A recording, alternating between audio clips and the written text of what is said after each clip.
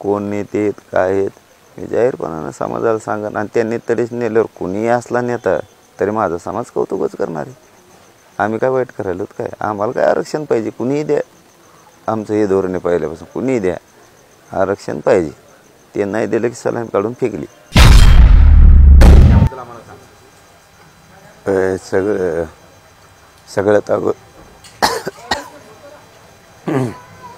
सगळ्यात अगोदर हे महत्त्वाचं आहे की काल आपल्या आंतरवालीत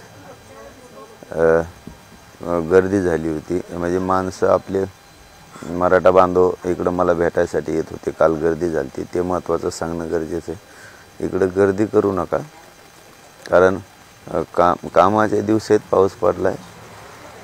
आपण इकडं येऊन गर्दी करू नका. काल खूप गर्दी झाली होती इथं मराठा बांधवाची. ते कामं उरकाल्याशिवाय कोणी इकडे येऊ नका अंतरवालीकडं. मी आहे इथं. मी आरक्षण मिळाल्याशिवाय किंवा विषय तडीच गेल्याशिवाय मी नाही हटणार. ही मराठा समाजाला माझी विनंती आहे. तब्येत पण आता बरी आहे. दुसरं असं होतं की यांनी सांगितलं की उपचार कालपर्यंत नव्हते.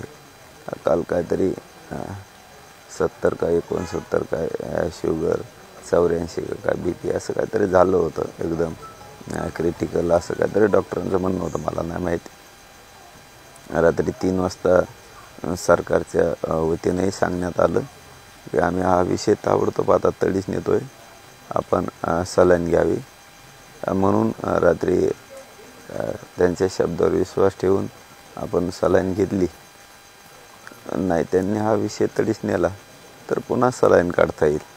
पण मी समाजासाठी लढायला खंबीर आहे इथं. फक्त मराठा बांधवांना विनंती आहे सगळ्यांनी शांत राहावं. इकडं गर्दी करू नका. कामं उरकून घ्या. शेतीचे पाऊस खूप पडलेला आहे. मला जर काही अडचण आली सरकारकडून प्रशासनाकडून तर आपल्याला माहीत होईल. आणि मला माहिती आहे आपल्याला एकजूट दाखवायची मराठा समाजाला गरज नाही. एक हाकेवर 2-2, 4-4 लाख लोक अंतरवालीकडे येत आहे. आपल्याला कोणाला काही दाखवायची गरज नाही. एकजूट आपण काय आहे सगळ्या देशानं आता आपली एकजूट बघितलेली आणि आपल्या मराठ्यांच्या एकजुटीचा सगळ्यांनी धसका घेतलेला आहे. त्याच्यामुळं काय दाखवायची गरज नाही. शेतीतले कामं सगळ्यांनी करायची ही विनंती आहे. आमदार राऊत यांच्याशी काय चर्चा झाली तुमची? त्यांनी काय आश्वासित केलेलं आहे? नाही त्यांच्याकडून काहीच नाही. ते फक्त निरोप घेऊन आले होते. ते कोणी असो, तो कोणत्या पक्षाचा आमदार असो, तो कोणत्याही पार्टीचा असो, तो कोणाचाही असो, मला पहिल्यापासूनच 10 महिने झाले आंदोलन सुरू आहे. घेणं देणं नाही आहे. कोणी पण येतं मध्यस्थीसाठी प्रयत्न करतं. मग आता चर्चा तर घडून आलीच पाहिजे ना. याच्यासाठी ते सरकारकडे जात आहेत येत आहेत आणि सरकारने त्यांच्याकडे सांगितले की आम्ही ताबडतोब आता हे लवकर तडीच काढतो विषय सगळे. फक्त आपण आज सलाईन घ्यावी म्हणून ते म्हणलेत लवकर हा विषय तडीच काढतो ताबडतोब असा शब्द वापरल्यामुळं मग त्यांच्या शब्दाला सरकारचा आपण मान दिलेला आहे, सन्मान दिलेला आहे आणि सलाईन घेतलेली.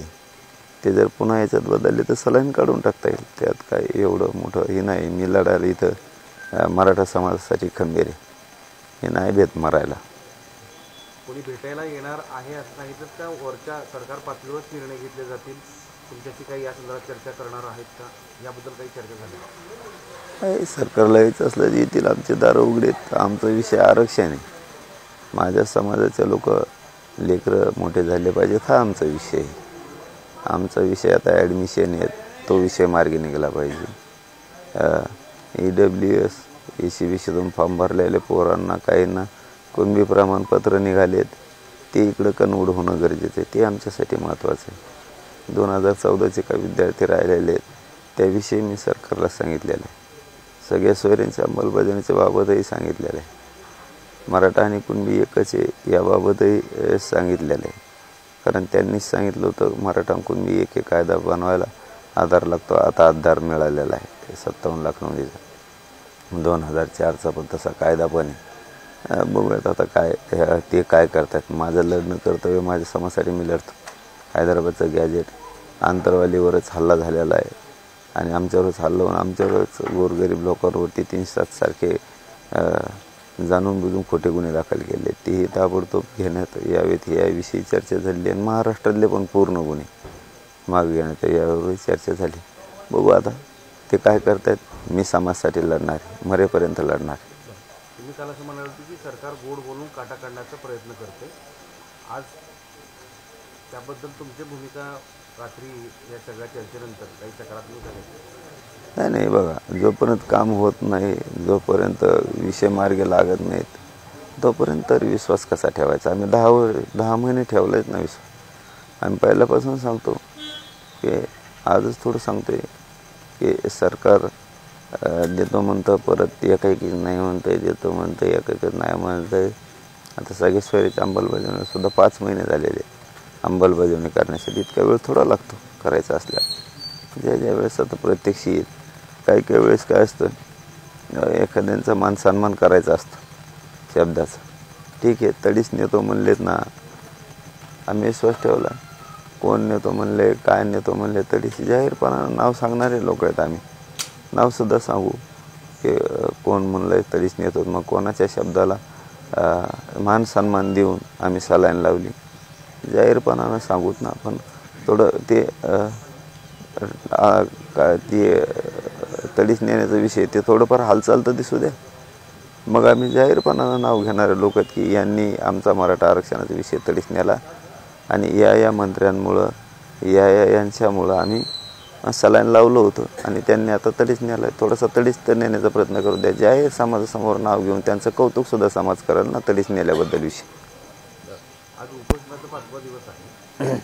काही टाईम बॉन्ड काही चर्चा झाली आहे का, किंवा इतक्या वेळात हे सगळं होईल? कारण शेवटी उपोषण जस करता तुम्ही सलाईन घेतलं नाही घेतलं तर तुमच्या आरोग्यावर त्याचे परिणाम जाणवतील.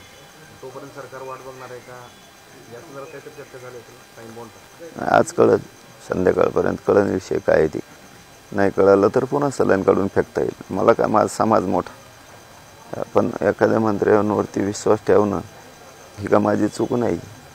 एखाद्या मंत्र्यावर विश्वास ठेवून विषय तडीच नेतो म्हणलेत, माझ्यावर विश्वास ठेवा म्हणलेत, तर मग आम्ही ठेवलं, रात्री सलाईन लावली. आणि कोण मंत्री काय विषय थोडाच तडीच नेला की जाहीरपणानं समाजासमोर त्यांचं नाव सांगून समाजही त्यांचं कौतुक करेल की त्यांनी विषय तडीच नेला म्हणून. पण आता थोडंच तडीच तर नेऊ द्या, मग जाहीरपणानं होईल सगळ्या गोष्टी. चलो, धन्यवाद. थोडा त्रास व्हायला लागला बोलायला, नरड दुखतं. पहिल्या उपोषणाला, दुसऱ्या उपोषणाला सरकारने तिसऱ्या दिवशी तुम्हाला रिस्पॉन्स दिला होता. पण हे आंदोलन, चौथं आंदोलन 5वे दिवस झालं तरी सरकार रिस्पॉन्स देत नाही. तुमच्यामुळे लोकसभेत सरकारला, महायुतीला फटका बसला म्हणून सरकार दुर्लक्ष करण्याचा प्रयत्न करतात. नाही, इथून मागे 17 दिवस त्यांनी दुर्लक्ष केलंच होतं ना.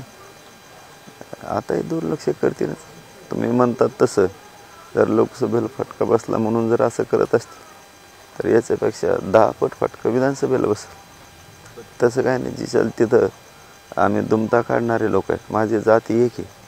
आम्ही वेळेप्रसंगी उमेदवार देणार नाहीत, पण मग एकाएकाची जिरविल्याशिवाय सोडणार नाहीत ना. आमचं जर कोणी समाजाचा माझ्या छळ करणार असला तर मग शेवटी आमचंही नावेलाच आहे. आम्ही जिथले तिथे वस्तात आहेत ना राज्यभरासाठी. राज्यभरात माझ्या मराठ्यांशिवाय पान आलू शकत नाही. आम्ही खंबीर आहे, त्याची काही काळजी करायची गरज नाही. आम्ही सावध करतोय त्यांना की बाबा, आम्हाला राजकारणात मला नाही जायचं, माझ्या समाजाला नाही जायचं. आम्हाला आमचे लेकरं मोठे करायचे, तर आम्हाला आरक्षण पाहिजे. आणि तुम्ही जर मजा बघणार असाल तर विधानसभेतून सुद्धा आऊट करणार आम्ही त्यांना, तसे काही अडचण नाही. परंतु काही वेळेस काही मंत्र्यांचा सन्मान करायचा असतो शब्दाचा. हेच आंदोलकाचं खरं काम असतं आणि त्यालाच आंदोलक म्हणलं जातं. त्यांनी सांगितलं आहे आम्ही ताबडतोब आता हे विषय तडीच नेणार आहे, तुम्ही सलाईन घ्या. विश्वास ठेवला. काय वाईट करतोय आपण? आंदोलक म्हणून का आम्ही, मला माझी जात मोठी करायची, मग त्यांच्या शब्दाचा सन्मान करणं माझं काम होतं. ते सन्मान मी केलेला, त्यांनी नाही केला. त्यावेळेस त्यांनी जर विषय तडीच न्यायला लागले तर जाहीरपणानं नाव घेऊन सांगू आम्ही समाजाला, या मंत्र्यांचा निरोप होता आणि यांनी तडीच कामं नेले. तो समाज कौतुक करेल त्यांचं. कारण आम्हाला काय, कुणी असू द्या, आरक्षणाशी देणं घेणं नाही केलं तर सलाईन काढून फेकता येईल. पण सरकारला वेटी धरता असं सुद्धा सरकारच्या काही मंत्र्यांचं म्हणणं आहे की 10% आरक्षण दिलं, आता ते कोर्टामध्ये गेलेलं आहे. बाकी सगळ्या गोष्टी सरकार करते, तरी तुम्ही सरकारला वेटी धरता असा आरोप होता. तर त्याला म्हणा तू घेते 10% तू पोर आली कोणी शहाणा तेव्हा ती शहाणा आहे ना नीट राह म्हणा आणखीन वातावरण नको बिघडू हां नीट राह म्हणा 10% आम्ही मागितलेलं नाही मोगम बोलू नको आणि तो याने येते चव घालू नको म्हणा ते कोण असेल ते मला नाही माहीत विधानसभेला चौकून पाणी बाहेर काढील मग लय डोक्याच्या वरून जायसारखं बोलायचं नाही शहाणपणा करायचं नाही आमचे जीव चालले तर आमच्या समाजात लोकांची इथं आम्हाला माहीत आम्हाला काय आले तू काय बोलतो येशीत बसून सरकारनं तुमचं आंदोलन वेठी धरलं नाहीतर तसं नाही तर काय 10 महिने झाले एवढं आंदोलन सुरू असतं का कुठं सोप्या गोष्टी काय 10 महिने आंदोलन चालवणं आम्ही शेतकरी लोक आहेत आम्ही गरीब लोक आहेत आम्ही साधे भोळे लोक आहेत इतके दिवस आम्हाला वेठीच धरणं मग आम्ही सुद्धा कार्यक्रम दाखवू ना आम्ही दाखवू बघू किती दिवस छळ करतात आमचा किती दिवस उपोषणाला बसू पाटील तुम्ही ज्या वेळेस आंदोलन सुरू करतायत त्या विरोधात ओबीसी पुन्हा आंदोलन सुरू करण्याचा हाक देत आहे आजही लक्ष्मण हाके यांनी आंतरवालीतून ओबीसी आंदोलन उभं करणार असल्याची घोषणा केली जाऊ मला बाकीच्यावर नाही काय मी बाकीच्याला नाही गिनीत मी कुठून कोण उभा करणार आहे आणि काय आहे मी माझ्या समाजासाठी लढतो मी कोणाला किंमत देत नाही पुढं न कर म्हणा पुढं न कर चंद्रकांत पाटील असं म्हणाले की 10 पैकी 9.5 मागण्या पूर्ण झाल्या किंवा मी उठणार नाही असं नसतं 10 पैकी 8 मागण्या पूर्ण झाल्या तर उठायला हवं कोणच्या पूर्ण झाल्या दाखवा म्हणा त्यांना 8 कोणच्या पूर्ण झाल्या दाखवा म्हणा समोर येऊन मला इथं त्याला जोडूनच पुन्हा भुजबळ असं म्हणाले की शेपूट आहे ते वाढतच राहणार एक मागणी झाली की पुढची मागणी झाली की पुन्हा पुढची मागणी त्याला नाही कळत काही ते कामातून गेलेले पोरं एवढं ओबीसी अडचणीत आला असता का त्याच्यामुळेच अडचणी आलं बदली ती हे तुम्ही पॉलिटिकल असं स्टेटमेंट होते असं तुम्ही म्हणता ना पण ॲक्च्युली सगळ्यांचं म्हणणं आहे की मागण्या सरळ वाढतच चालल्यात त्या खरंच मागण्या अगोदरच्या पूर्ण झाल्या म्हणून वाढत चालल्यात का झाल्याच नाही म्हणून त्याच मागण्या तुम्ही लावून करता या संदर्भात जरा तुमचं हो आहे तेच आता गिरीश महाजन साहेब काय म्हणले होते मराठा आणि कुणबी एकच आहे आपली पहिली मागणी ती आहे त्याला आधार लागतो मग 57 लाख नोंदी मिळाल्या का नाही मिळाल्या सगळ्या सोयऱ्यांच्या अंमलबजावणी गुन्हे मागं घेणं हैदराबादचं घ्यायचे ते पूर्वीपासून नाही का केसेस मागं घेणं हे पूर्वीपासून नाही का कोणत्या लांबल्यात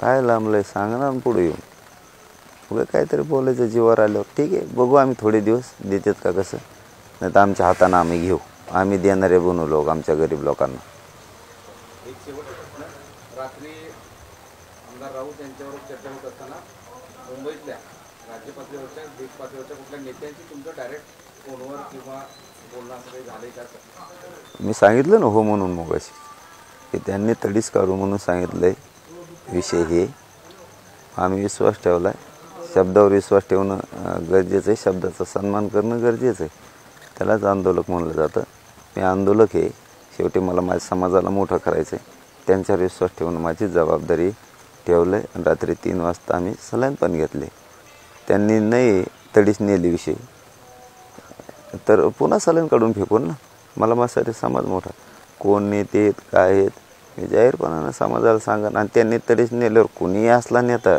तरी माझा समाज कौतुकच करणार आहे आम्ही काय वाईट करायला काय आम्हाला काय आरक्षण पाहिजे कुणीही द्या आमचं हे धोरण आहे पहिल्यापासून कुणीही द्या आरक्षण पाहिजे ते नाही दिलं की सलाईन काढून फेकली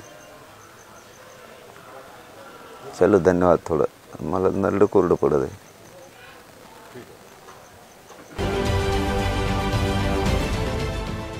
देश विदेशातील प्रत्येक घडामोडींचे लाईव्ह अपडेट मिळवण्यासाठी आता साम टीव्हीच्या सर्व सोशल मीडिया प्लॅटफॉर्मला लाईक, फॉलो आणि सबस्क्राईब करा. तसंच सर्व नोटिफिकेशनसाठी बेल आयकॉन प्रेस करायला विसरू नका.